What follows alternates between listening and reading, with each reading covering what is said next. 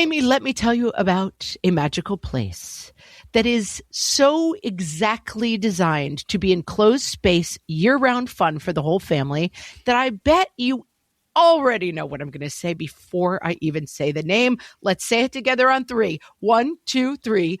Great Wolf Lodge. You got it, Amy. My kids loved Great Wolf Lodge when we went. You probably already know that it has a huge indoor water park with a wave pool, lazy river, a bunch of massive water slides. But then your pack can hit the other attractions because, wait, there's more. Great Wolf Lodge has adventure-packed attractions like Magi Quest, a live-action game kids can play throughout the lodge, plus the Northern Lights Arcade. Spent some quality time there, so your kid who loves the lazy river and your kid who loves fantasy games will both have a great time. Great Wolf Lodge also offers great dining options and complimentary daily events like nightly dance parties, all under one roof. Unpack the car once and you're settled in to have fun. And with 22 lodges across the country, you're always a short drive away from adventure. We've both had such great times at Great Wolf Lodge, so bring your pack together at a lodge near you. Learn more at greatwolf.com and strengthen the pack. Hello, everyone, and welcome to Fresh Take from What Fresh Hell, Laughing in the Face of Motherhood. This is Margaret. And this is Amy, and today we're talking to Maggie Quinlan and Bethany Johnson. Dr. Margaret Quinlan is a professor of communication at the University of North Carolina at Charlotte. She explores how communication creates, resists, and transforms knowledges about our bodies. Bethany Johnson is a PhD candidate in the Department of History at the University of North Carolina at Charlotte. She studies how science, medical technology, and public health discourse are framed and reproduced by those with power. They are the co-authors of the book, You're Doing It Wrong, Mothering, Media, and Medical Expertise. This book investigates the history of mothering advice in the media from the 19th century to today and the processes by which mothering has been defined. Welcome, Bethany and Maggie. Thanks for having us. This is such an honor. Thank you. So, perfection in motherhood. What I learned from reading your book, to my not surprise, is that perfection in motherhood is a very, very old dictate. Take us back to where the history of mothering advice sort of began. Well, I'll get us started as the historian in the group.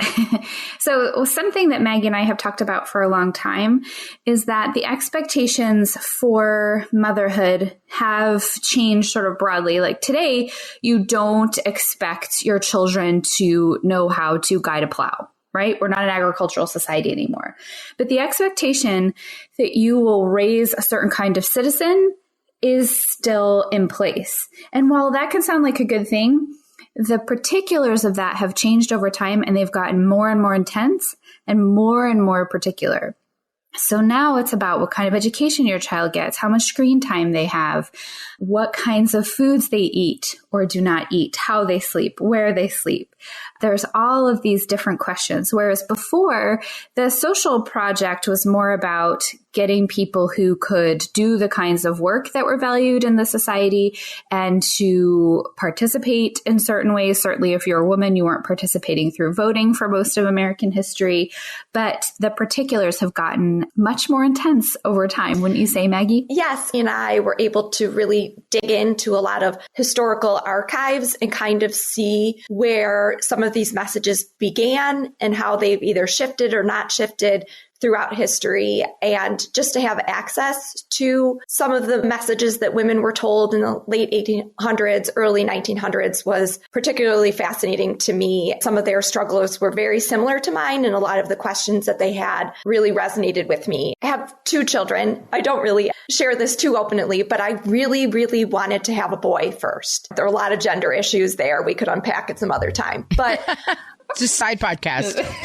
Different episode. So it was interesting when Bethany and I were in the Duke archives at the Duke Library to see that doctors were giving women advice. Then Bethany and I were able to talk to fertility doctors who debunked all of the messages about things that you can eat or not eat in order to conceive a boy. There's people, they've made millions of dollars on selling women advice on how to conceive a boy or a girl that have all been debunked by fertility doctors. Your book makes the point that there's actually some sexist assumptions involved in these ideas because most of them were predicated on the idea that male sperm would swim more quickly than female sperm, being more virile because they were male sperm. I mean, it makes no sense. Oh, shocker. Right? That's also predicated on the assumption that there's male sperm.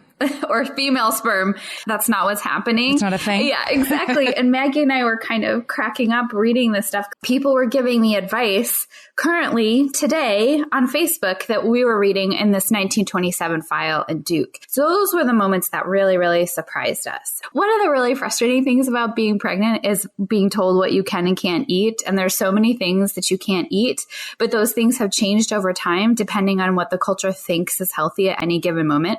So they used to tell you like how much coffee to drink. They used to prescribe certain kinds of tea and coffee to help settle your stomach early in the morning, but they didn't want you to use too much pepper because they thought that that would make your baby angry and like a mean person if you had too much spicy food. Explains a lot. I mean, I can see it. I can see how they got there. And also, being of Irish descent, there used to be posters for Guinness beer. I mean, Guinness was prescribed for pregnant women. For lactating women. My grandmother told me. Yeah, because it's high in vitamin K. Yeah, that's why they did it. They wanted people to get the vitamin K because some of the other ways you would get it would have been, too expensive because it would have been in seafood and other things that weren't available to the working class population. So they didn't know about alcohol as an issue. You're like, you guys are so close. The vitamin K, yeah, we're all on the same page about that. The rest of it is more complicated. And what about the quart of milk a day that women were advised to be drinking in the 1960s? Your book talks about milk soup as advice that women were getting. Yeah, gross. I mean, I just can't imagine eating milk soup. They were worried about the calcium, but they were also thinking about how people could get fat and protein. There's also some intersection there with diet culture where it's like a good fat or protein versus like cake or something. So they didn't want women eating foods that they considered, quote unquote fattening, but you do have to have a substantial amount of complex fat to make a human, because brains are made out of it. Also in the 1960s, that's after the farm bills passed and there's huge funding for dairy farmers. So doctors start leaning more heavily on dairy because the pricing structure is changing. This is such an interesting topic for people to dive into if you're a deep diver in general, like how subsidies control what we eat in general, like the monologue from The Devil Wears Prada. Like, you don't even understand why you know what you like. Yeah. What you like came from a decision that was made months and months ago about who was going to get what farm subsidies.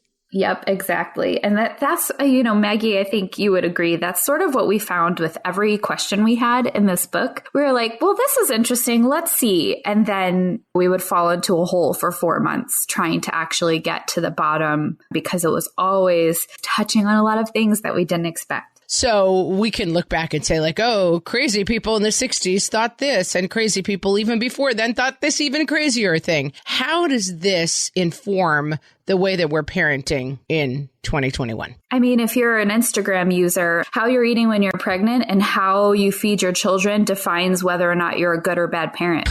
Correct. It does. It doesn't, I don't think it actually does. The food people actually have access to, depending on where you live, is not really in the control of individuals. But if you were to only be a person who existed on social media, you would understand that you have to perform parenting in that way. Like, my child ate something green, take a picture of it, post it so people know that I'm a good parent.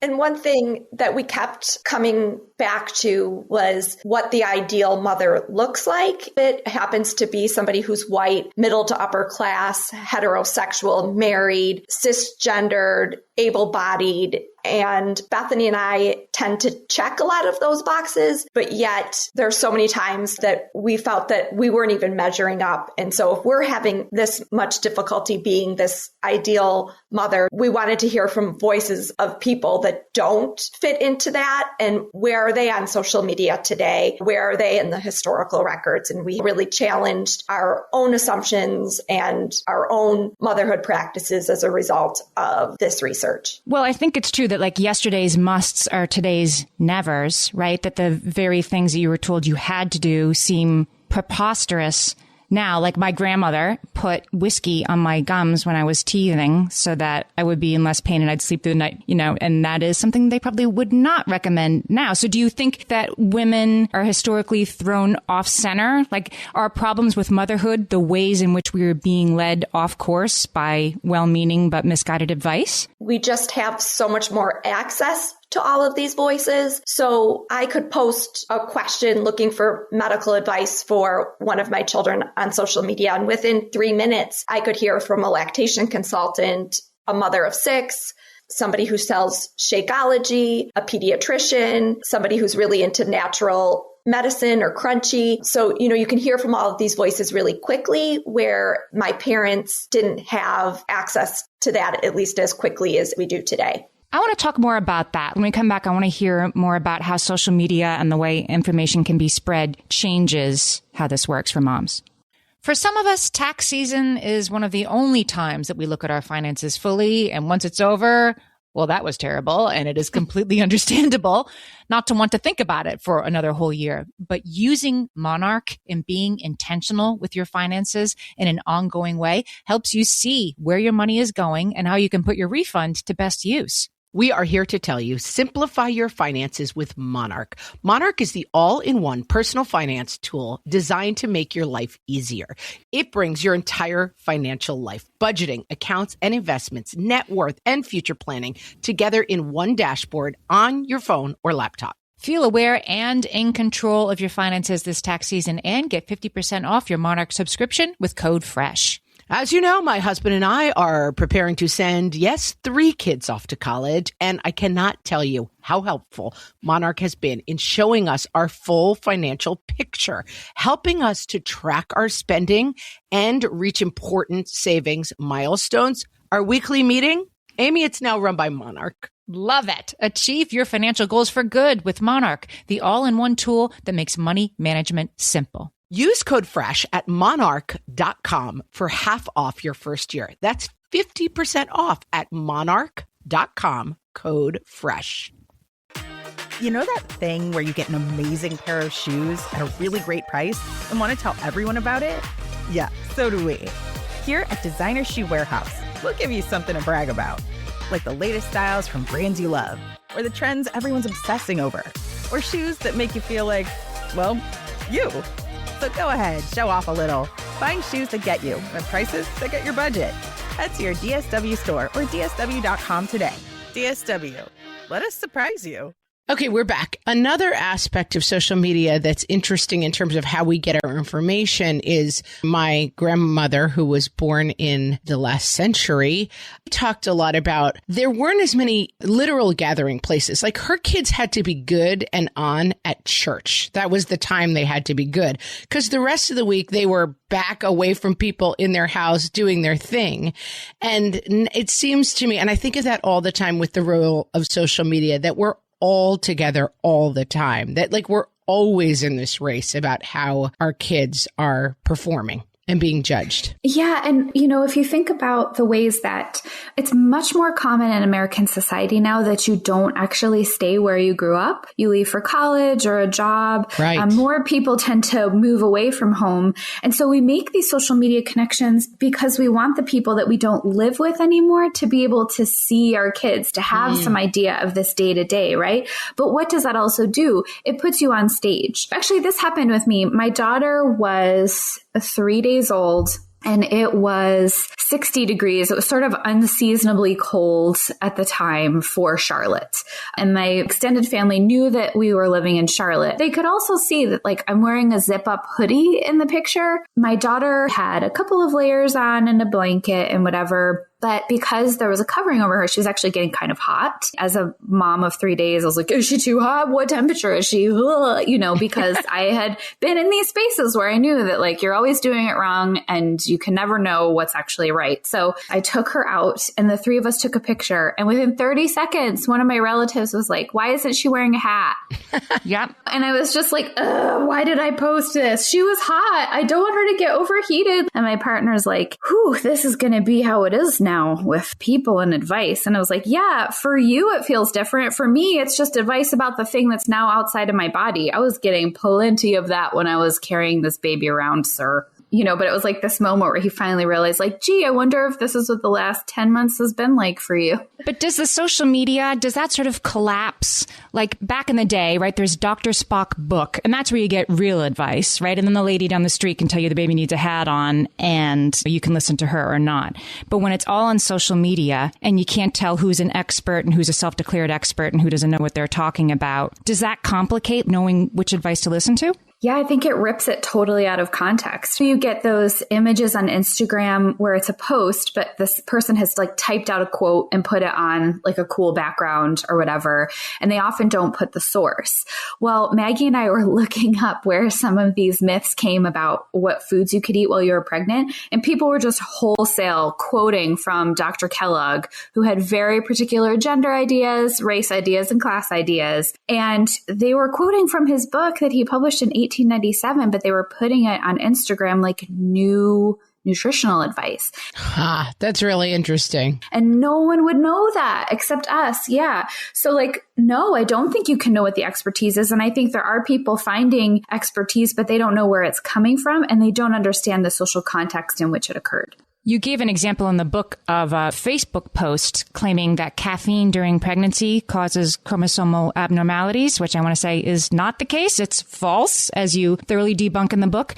But that was shared and is shared, I mean, many, many, many hundreds of thousands of times. That's become now new information that's out there that the lady down the street is going to tell you. Right. And that first emerged when we first realized what chromosomes were, which is why we thought something like coffee could have that impact. And now that we actually know a little bit about chromosomes, we know that that's wild, but the average person doesn't. I think we've seen that a lot with COVID vaccines and things like that. We're looking at 20 years of research here and people are like, it's brand new. I'm like, no, we're doing mRNA stuff in 1984 in labs. Columbia's been looking at this since the 1970s. It's not that new. Another idea that I think has really stood the test of time is the highly strung woman and how that affects women's healthcare, pregnancy, mothering. And I'd love for you to talk a little bit about that because it still echoes today. One thing that comes to mind for me is thinking about connections to hysteria.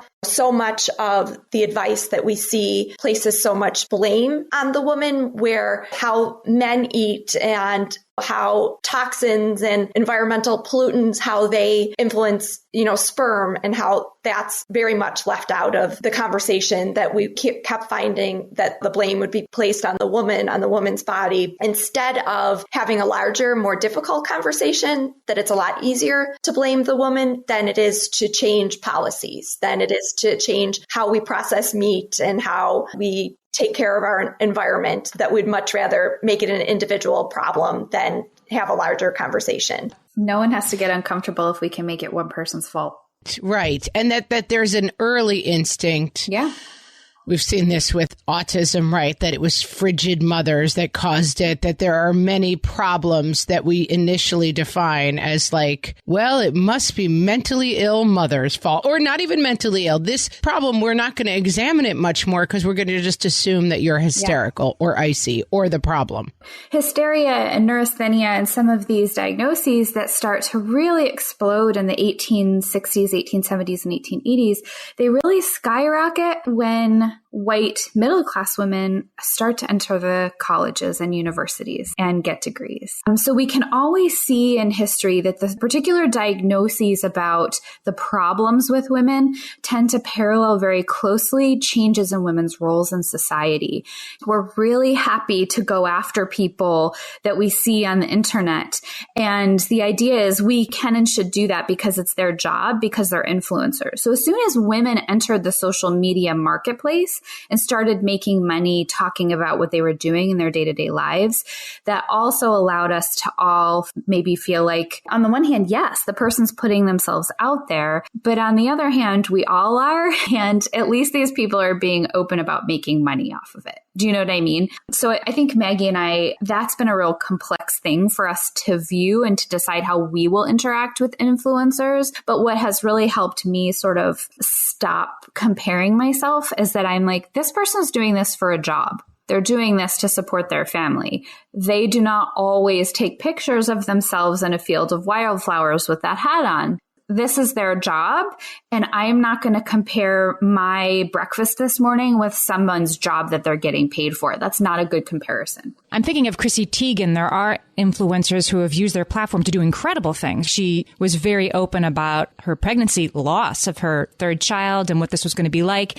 And when people came at her, like, I don't want to see these pictures, she's like, then don't look. These aren't for you. But just her bravery in sharing that, her raw emotions around it, I think probably helped a lot of people. So that's one way that actually social media can be helpful, because we really usually historically have sort of anesthetized that sort of thing, right? Miscarriage, loss, and even healthy postpartum is not something that we want to see as a society. And so we pretend it's not a thing.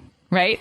Right. We're like, no, we want you to either be very pregnant or look like you've never had a child. This is the stork brought this thing. It was nothing else we need to think about. Or like Princess Kate, right? 4 hours later. We don't want to know anything else. Exactly. Yeah. I want to see that skin snap back. Yeah. I want to take a break, and when we come back, talk a little bit about how this history informs us today. You're listening to this podcast, so I know you've got a curious mind. Here's a helpful fact you may not know yet. Drivers who switch and save with Progressive save over $900 on average. Pop over to Progressive.com, answer some questions, and you'll get a quick quote with discounts that are easy to come by. In fact, 99% of their auto customers earn at least one discount. Visit Progressive.com and see if you can enjoy a little cash back. Progressive Casualty Insurance Company and Affiliates. National average 12-month savings of $946 by new customers surveyed who saved with Progressive between June 2024 and May 2025. Potential savings will vary. All my kids learned to swim when they were little. It was super important to me that they be confident and safe in the water. There was only one problem with that: taking them to swim lessons. I mean, the pools were freezing. There were always cranky adults doing laps right there. And it was definitely not, for any of us, what you would call fun. Amy, heard. But now there's Goldfish Swim School. Goldfish takes a really thoughtful approach to swim lessons, combining research-based teaching with a warm, kid-friendly environment that actually helps kids thrive in the water. Every detail at Goldfish is thoughtfully designed to create a golden experience, from shiver-free, warm indoor pools to comfy waiting areas for parents to professionally trained lifeguards on deck. Goldfish uses an approach called the science of swim play, which combines guided play with proven teaching techniques to help kids learn to swim, build water safety skills, and gain confidence, all at their own pace. Lessons are designed to meet kids exactly where they're at. If you've been thinking about swim lessons or just wondering where to start, this is a great opportunity. Right now, Goldfish Swim School is offering a waived membership plus your child's first lesson free at participating locations. Just visit goldfishswimschool.com/free to find a location near you and enroll using promo code FREE. That's goldfishswimschool.com/free, promo code FREE. So I want to ask you guys about infertility and the historical advice around that, because I think it's changed and it hasn't changed. And women, even today, are still told that if they can't get pregnant, they need to make a mental adjustment. They need to try harder. They need to be less stressed. Like we would have called it hysteria in 1865, and now we call it stress. You need to work less, which, as you point out in the book, is not an option for a lot of women to take on fewer shifts at work, but that there's a sort of a mental discipline that has to occur to achieve pregnancy. And it's another way of sort of blaming the woman for her body not working. Can you talk about the history of that, how that has and has not changed? Yeah, our research actually started around infertility. We were in New York City in an archive, and Maggie, you were pregnant at the time, right? Yes, I was about 6 months pregnant. That's right. I remember you telling me you knew that I had been in treatment and was doing an IVF cycle at the time. Yes. So we were in New York City and we were in the hotel room, and Bethany checks her voicemail, and there was a message from the fertility clinic in Charlotte, and it said, "Good morning, Bethany. I just wanted to let you know things aren't going well. Your eggs are petering out. None of the eggs that we retrieved are going to survive," and then ended the call by saying, "Have a great day." And so Bethany just looked at me and said, "There's nothing that I can do. This lady just told me that, I can't have biological children. So, let's get to work." And so that's what we did. And I was showing, and, it was just a very intense time. And I was, very sad for her. So by the time we got back to Charlotte, I said, I'm a communication scholar. Let's do something about this. That voicemail should never have been left on your machine. There's so many things that went wrong there. Let's do something, to make it better. And so we launched a 36-person study, from a qualitative study to a survey to doing a documentary all about patient-provider communication during infertility. And a lot of the messages that we were seeing about,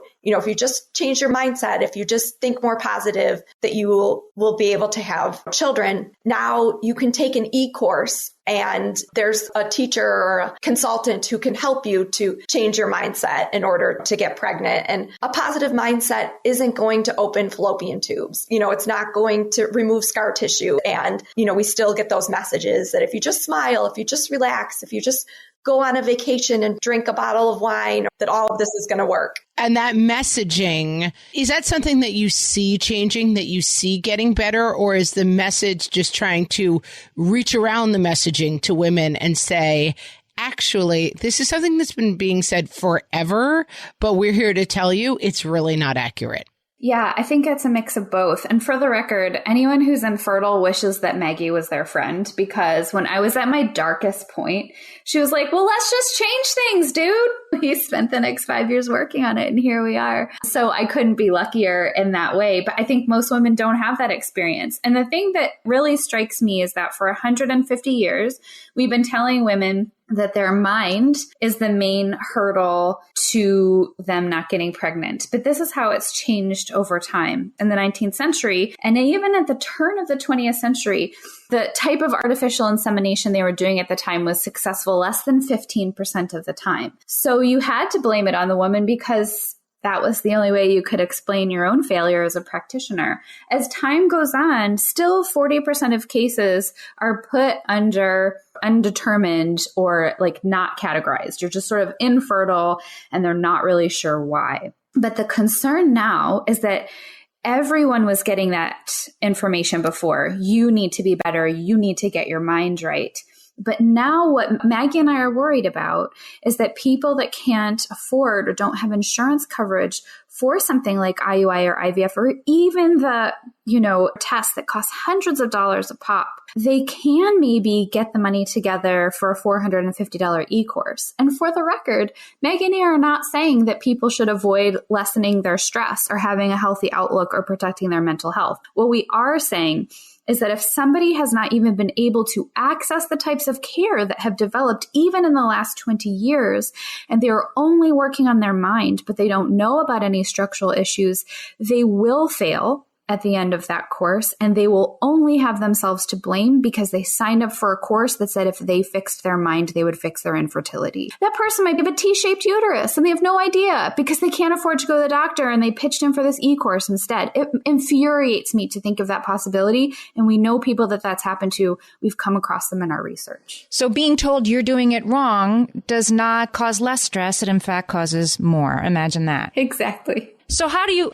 propose that moms listening, who have all been the subject of this, we gained too much weight during pregnancy, we couldn't get pregnancy, our child was, slapped with a failure to thrive label for a couple of weeks, we forgot the hat at the playground that time. We've been told you're doing it wrong 700 times, probably some of them today. Is there a way for us to become wiser about this and more cautious about what advice we take in? The one thing that I've become better about as a result of this is when I'm on social media, I don't give advice that, I realize I'm not a medical doctor. And so I've been more cautious about doing that. Instead, how can I use social media as a way to support other mothers? I think there's other ways that we can use social media for supportive reasons. For example, when Bethany's first baby was born and she wasn't able to produce milk right away, I was able to go on social media and find breast milk donors for her and was able to bring it to her house. There has been a lot of really great stories that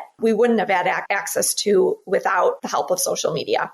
The historical pieces that Maggie and I talk a lot about there's a comfort for me in having read letters from the 1840s where women are like, I don't know. I asked the doctor. They didn't know. Why is this baby crying? Because you are part of a very rich tradition. You are not doing it worse, but you will always be told you're doing it wrong. That certainty took so much pressure off for me because I expect that message, I can walk away from it. I don't have to worry about it. I assume that someone will think I'm doing it wrong no matter what it is, and that's okay. What I need to figure out is what's right for me and what's right for my family. For people that feel overwhelmed by the information that you're finding on social media, please remember that lots of the quotes and the sort of beautiful artistic outlays of messages and memes are taken out of context. If it doesn't sit right with you, you can always find out more about it. And one way to do that is whatever type of health or child professionals you see in person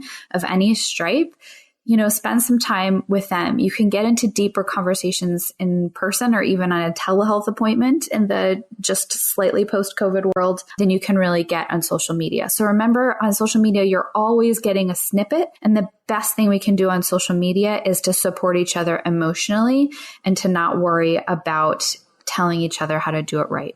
We've been talking to Bethany Johnson and Maggie Quinlan. They are the co-authors of You're Doing It Wrong, Mothering, Media, and Medical Expertise. Tell us what you're researching now. My other research strain is epidemics. You really hit the bullseye. Woo! Yeah, I was teaching about the history of epidemics at UNC Charlotte during the Ebola outbreak, so my timing has always been very prescient. How about you don't teach about epidemics, then we won't have any? Yeah, I know. Maybe I should just stop. Well, I'll let you know if there's a plague outbreak. Let us know what you're studying next so we can move away.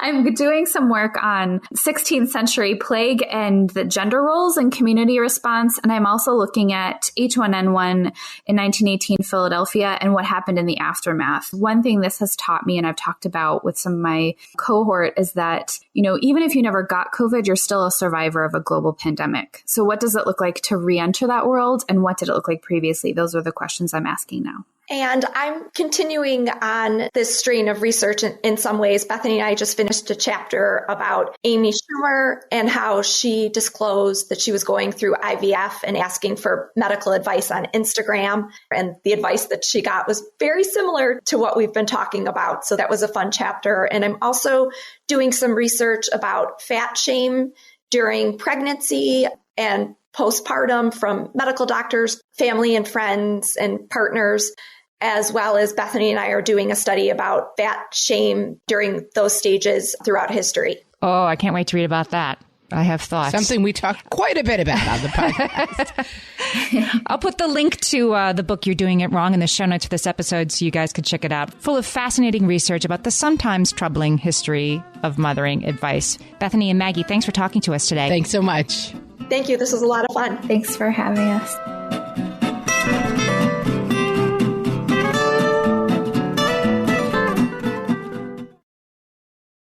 Mom, can you tell me a story? Sure. Once upon a time, a mom needed a new car. Was she brave? She was tired, mostly. But she went to Carvana.com and found a great car at a great price. No secret treasure map required. Did you have to fight a dragon? Nope. She bought it 100% online. From her bed, actually. Was it scary? Honey, it was as unscary as car buying could be. Did the car have a sunroof? It did, actually. Okay, good story. Car buying you'll want to tell stories about. Buy your car today on Carvana. Delivery fees may apply.